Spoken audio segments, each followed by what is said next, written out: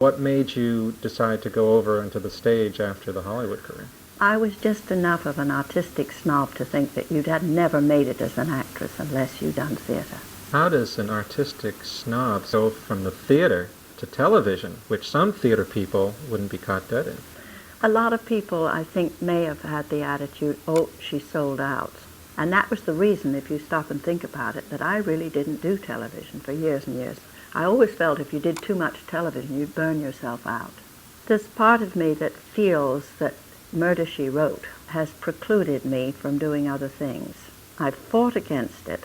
I've done movies of the week. I've played different roles to try and counter the effect of one character, Jessica Fletcher, who suddenly became Angela Lansbury. Angela Lansbury became Jessica Fletcher. But it was a time of my life and where I was becoming a grandmother for the first time. I was very happy to sit in one place, and I couldn't turn away from the fact that it represented the biggest national success that I'd ever enjoyed. I don't regret it for a minute. I think she's a great character. She's such a friend of so many families in this country. So many youngsters have literally grown up with her.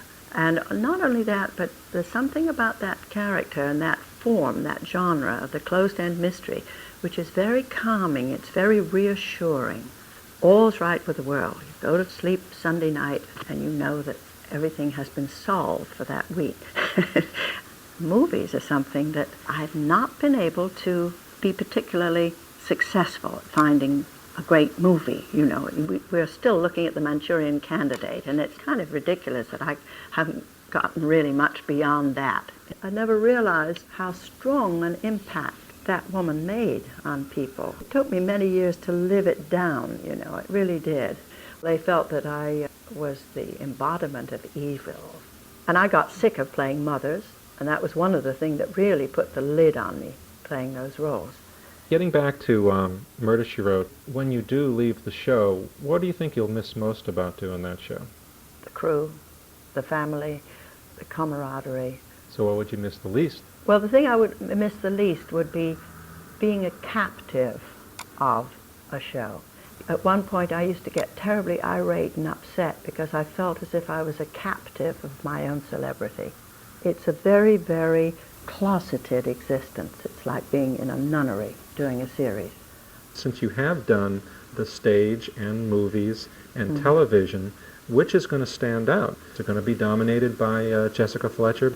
There's a chance, because of the hugeness of the success of Murder, She Wrote, that I will be associated with that by a chunk of the audience, yes.